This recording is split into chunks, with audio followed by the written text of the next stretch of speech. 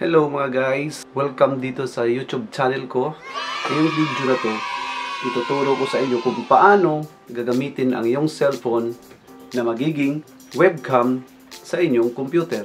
Pero bago tayo magsisimula, dapat nakasubscribe ka muna sa YouTube channel ko.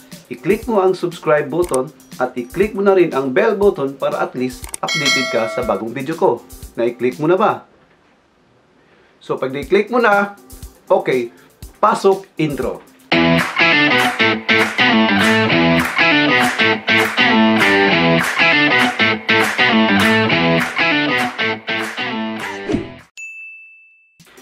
Alright guys, unang-unang mong gagawin, dito muna tayo sa cellphone.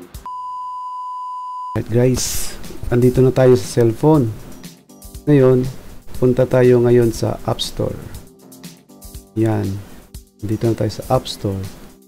Ngayon, search natin dito. Yan, search natin dito. Epocam. Yan, Epocam. Search natin yan. Yan, lumabas na siya. Excuse me. Ngayon, may dalawang version ng Epocam. Itong isa may bayad. Ito yung libre.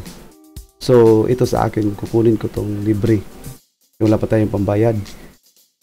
Yan, meron na akong Epocam na open, na install ko na pala itong Epocam, kaya di ko na siya dapat i-install.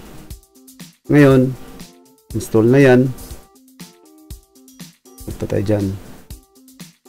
Yan. Nalabas din yan. Okay, andyan na siya guys. Meron na siya. Meron siyang mirrorless. Ano pala yan? Yan guys, meron na siya. Tapos ngayon, meron siyang front camera. Tapos ngayon, punta naman tayo ngayon sa ating computer. Alright guys, nandito na tayo sa ating computer. Ngayon, click na natin yung Google Chrome niya. Yan, Google Chrome. Yan, lakyan na natin. Yan. Tapos dito sa website niya, type natin ang kinoni.com. Yan. Kinoni.com. Ayan niya guys. Tapos ngayon, pag nakapasok na kayo dito, punta kayo sa baba. Dito, diretso kayo sa baba. Yan.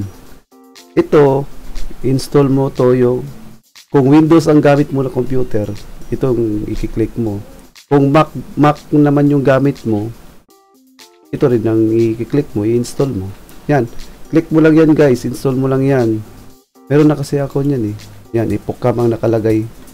Kinoni siya pero Epocam ang nakalagay pagkatapos ng pagkatapos niyan. Ayan. Click mo lang yan guys. Pag-install mo yan, yes lang. Tapos,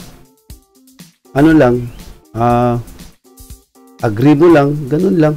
Kasimple. Pag na, okay na yun. Na-install mo na. Click mo to. Pag-click mo yan, siyempre, loading pa yan kasi hinahanap yung yung camera ng cellphone mo.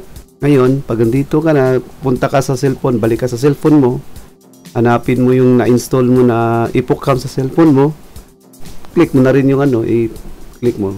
Lalabas na yan dyan guys. Ayun na. See? Oh, kita mo na. Ganun lang kasimple guys. May option siya dito, front camera. Yan, may front camera. Ayan na siya guys. Oh. Pwede na kayo mag live stream. Ganun lang kadali guys.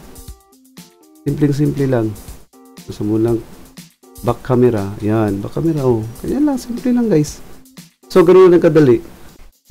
Ito rin ang ginagamit ko guys sa pagla-live stream ko sa Facebook. Naglalaro ako ng PUBG.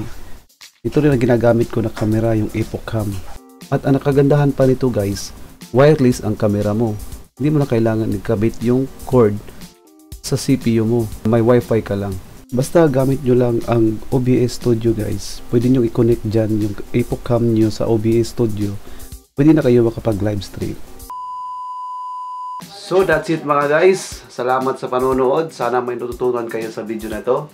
Huwag kalimutan mag-like, mag-comment, at mag-subscribe sa YouTube channel ko. I-click mo na rin ang bell button para at least maging updated kayo sa bagong video ko. So hanggang sa muli, paalam, peace!